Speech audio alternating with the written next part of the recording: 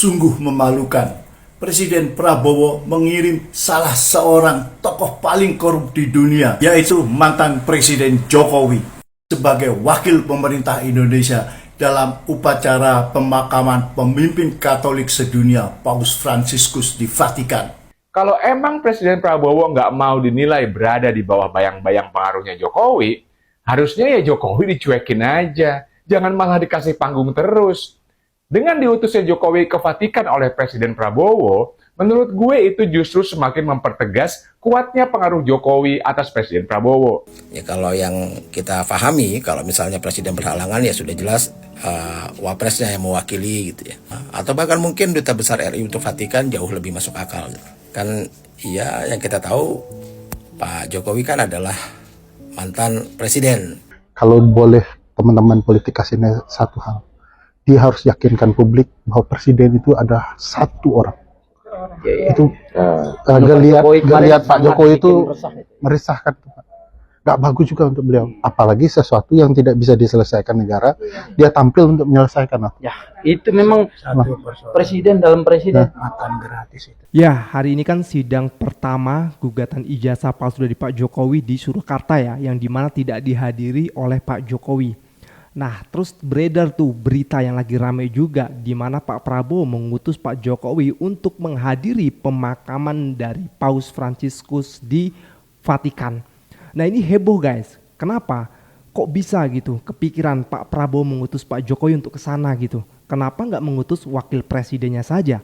Sedangkan wakil presiden kita kan lulusan luar negeri itu, jadi lebih gampang lagi nanti untuk berbicara, berdialog dengan bahasa Inggris kan? Nah ini menjadi pertanyaan banyak netizen nih, kenapa kok masih Pak Jokowi? Sedangkan Pak Jokowi itu kan sudah mantan, sudah orang sipil biasa, bukan pejabat negara lagi. Terus yang kedua, kenapa Pak Prabowo masih mengasih panggung untuk Pak Jokowi gitu loh? Karena kan ini kan seluruh dunia menyoroti ya. Ya kalau misalnya nggak wakilnya ya kenapa nggak Pak Presidennya aja langsung lah. Aduh ini menjadi pertanyaan banyak netizen guys. Jadi coba kita lihat dulu di akun X ya. Ini berita dari Tempo ya. Presiden Prabowo Subianto mengutus Presiden ke-7 RI Jokowi untuk menghadiri pemakaman Paus Fransiskus di Vatikan. Kita langsung lihat komentarnya guys. Lah bukannya ada sidang. Nah bener ada sidang hari ini di Surakarta ya. Jujur gue muak banget lihat nih orang. Uskup Agung Jakarta yang menjadi kardinal dari Indonesia yang notabene bawahannya Paus Fransiskus, RI satunya nggak kepikiran untuk mengutus beliau. Jokowi ini siapa? Dia udah jadi sipil. Kenapa bukan wapresnya? Orang nomor 1 tidak bisa datang, harusnya utusan orang nomor 2. Kok malah ini bapaknya? Parah lu dilangkahin, harusnya kan lu dulu yang diutus. We walk the talk, not only talk the talk. Pengusaha asal Solo ini masih jadi presiden. Kayaknya sih ya. Ya gimana rakyat nggak berpikir bahwasanya ada matahari kembar ya, kalau sampai hari ini pun Pak Jokowi masih diberikan panggung oleh Pak Prabowo gitu loh. Sementara rakyat kan menginginkan malah justru menteri-menteri bekasan dari Pak Jokowi itu harusnya di reshuffle gitu ya kan.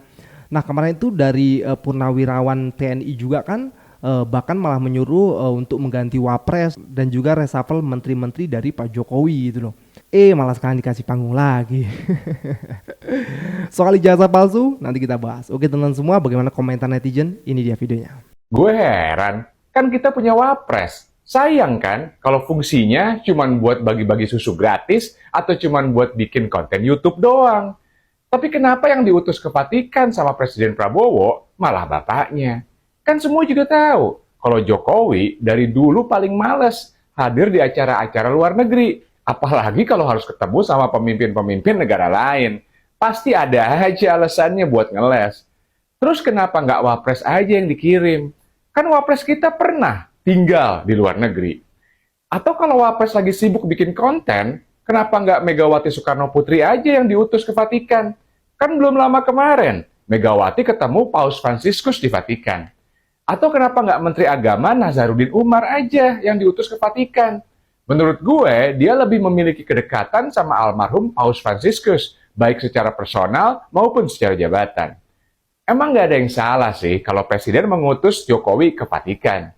Cuman menurut gue, jadi aneh aja. Karena kan katanya nggak mau dibilang ada matahari kembar. Terus kenapa Presiden Prabowo masih aja memberikan panggung kepada Jokowi. Kalau emang Presiden Prabowo nggak mau dinilai berada di bawah bayang-bayang pengaruhnya Jokowi, harusnya ya Jokowi dicuekin aja. Jangan malah dikasih panggung terus.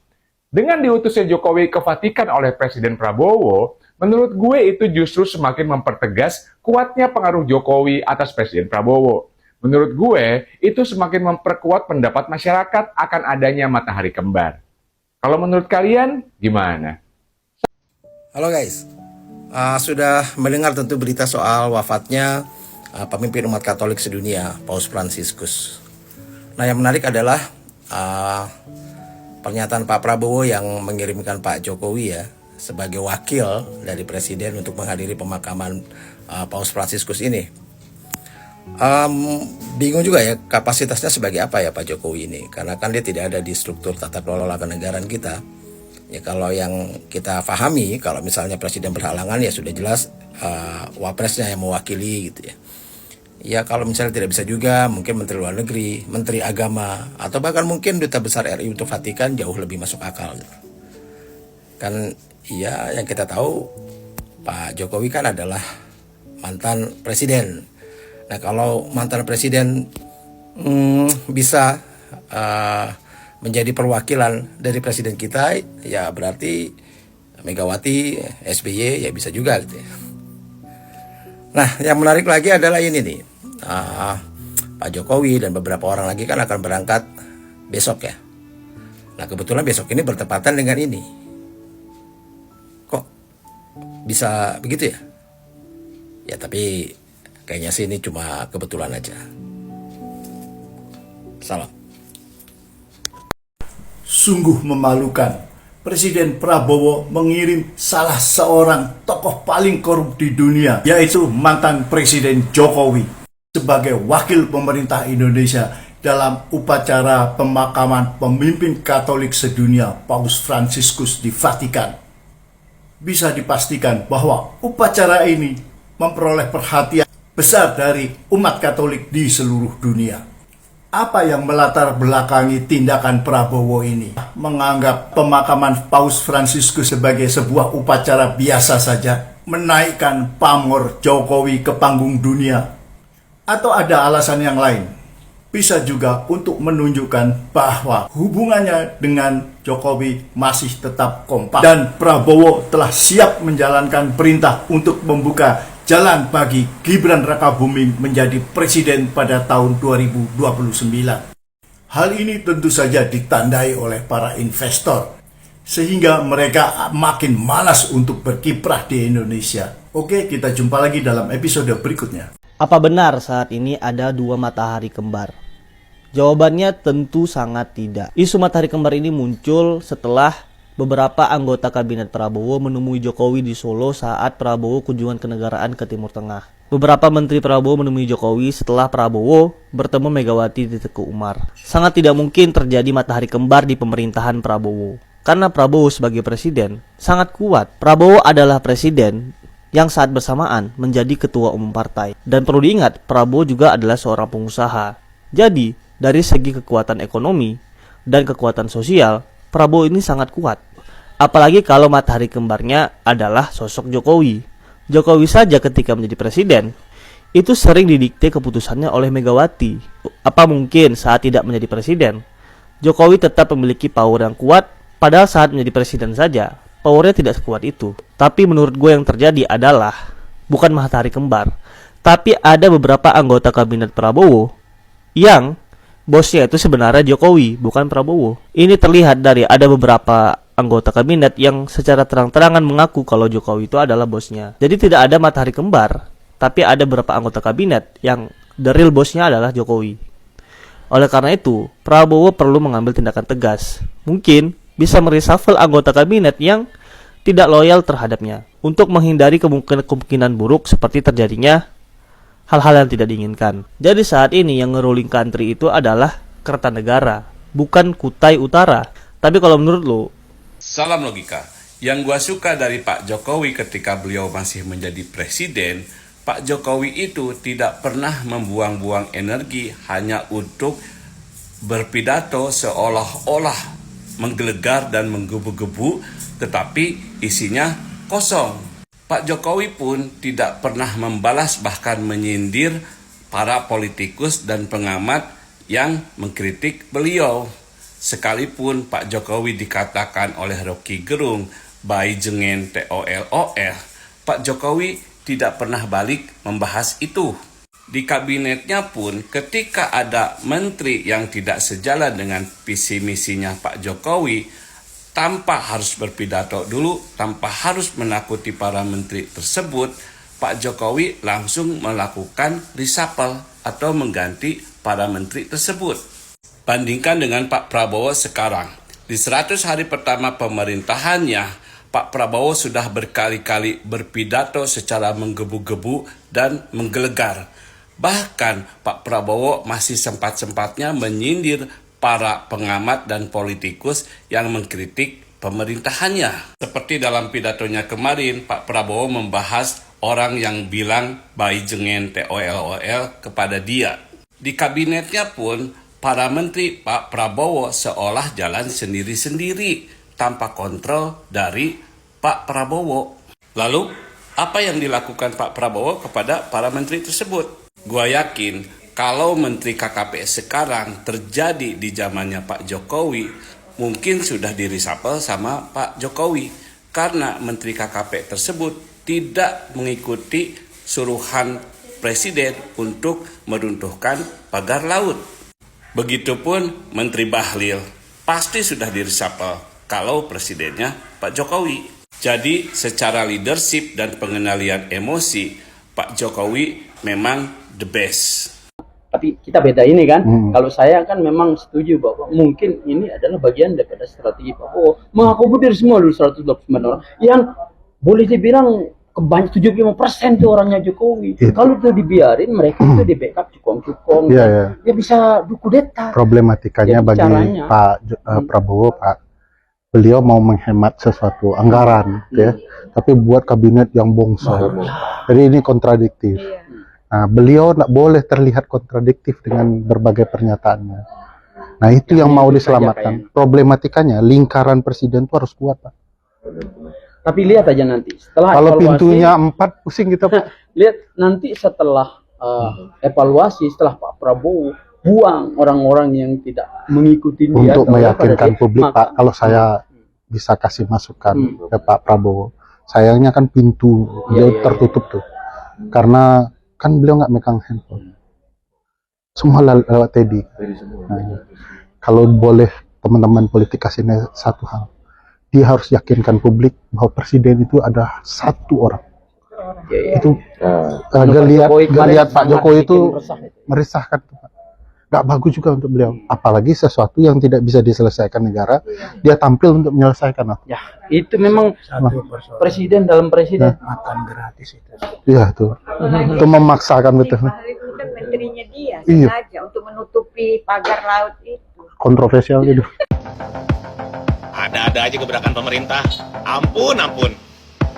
Jadi, buat lo yang pengeluarannya 21.000 sehari, bersyukur. Karena lo bukan lagi bagian dari masalah sosial. Lo itu masuk ke dalam kategori masyarakat yang sejahtera. Mungkin selanjutnya, makan sekali sehari itu disebut diet nasional. Terus tidur di kontrakan sempit disebut gaya hidup minimalis.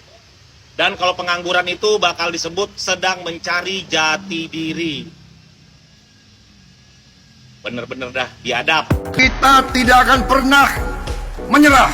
Kita tidak akan pernah berlutut. Kita tidak akan pernah mengemis. Kita tidak akan pernah minta kasihan orang lain.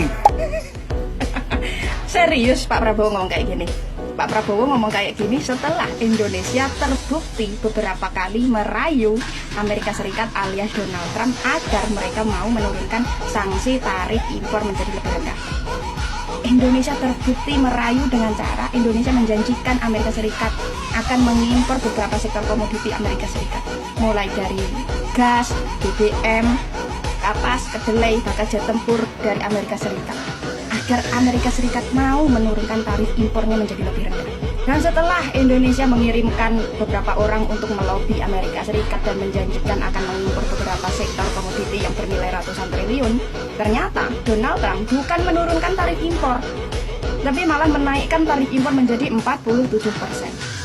Nalarnya nih, kalau Indonesia impor dari Singapura, negara terdekat, tetangga sebelah aja Indonesia rugi ratusan triliun. Nah, apa kabar kalau Indonesia rela mengimpor gas bahkan BBM dari Amerika Serikat? Kalau Indonesia rela merugikan diri sendiri demi merayu Amerika Serikat, ini bukti nyata bahwa Indonesia di bawah tangan kekuasaan Prabowo Gibran menjadi lemah, terbukti ngemes, minta belas kasihan. Kalau Indonesia terbukti seperti itu, lalu sekarang Prabowo malah orasi seperti ini, Prabowo justru hanya mempermalukan dirinya sendiri, sekaligus mempermalukan kualitas kabinet menterinya sendiri. I'm telling you, these countries are calling us up, kissing my ass. They are dying to make it here. Please, sir, make it here. I'll do anything. I'll do anything, sir. Jadi begini, saya terangkan, notaris pertama ini tentang 32 dokumen, dicap oleh notaris. Notaris kedua adalah ini notaris Rusia ya, Mas? Rusia, maksudnya Rusia. Nanti diterangkan aja ada. Nah, yang ini dokumen tambahan. Jadi total dokumen pada saya itu 37. Yang paling mengerikan untuk saya nomor 16. Kali itu hubungan dengan Kapolri. Dan nomor 7. Bagaimana PDIP mau dibubarkan, dihancurkan. Nah, itu aja. Kalau saya merasa tertiba, saya deg-degan dengan dua dokumen itu. Yang lain kan tentang apa korupsi, apa itu. Nah, ini ya ada tanda tangan notaris juga. Nah, kemudian selain dokumen itu saya diberikan video. Dan ini video ini saya harus serahkan juga kepada Mas Adi. Kalau soal nanya bentuknya apa? Bentuknya ini. Flash disk. Tidak ada saya copy ini semua. Saya ada perjanjian dengan Mas Hasto, tidak boleh saya edarkan dan lain-lain, apalagi mengcopy.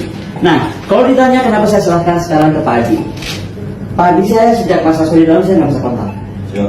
Bagaimana saya punya akses? Kedua, Ibu bilang sama saya untuk tidak boleh bicara sama sekali. Jadi untuk apa saya pegang dokumen? Yang ketiga ini yang paling penting. Mas Adi, ini kontrak dari kampus saya, St. Petersburg University, kan? Tanggal 10 Maret. Saya itu diangkat menjadi highly qualified specialist. Kalau saya itu Perdana Menteri. Yang dapat gelar seperti ini saya Perdana Menteri.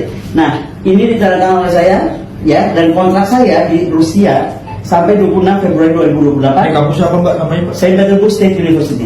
Ini langsung di bawah Kremlin. Ini capnya, ini penantangannya. Jadi saya memang akhirnya harus menetap di Rusia dan mungkin menjadi warga negara daripada sini lihat. Begitu Mas Adi. Jadi kalau sampaikan ke Pak Sekjen, saya terima kasih dipercaya, tetapi saya sudah harus menyerahkan kepada, kan kita waktu diserahkan saya ada di sini. Jadi di ruang ini. Sukses. Terima kasih. Udah semua kan? Aman udah. Oke.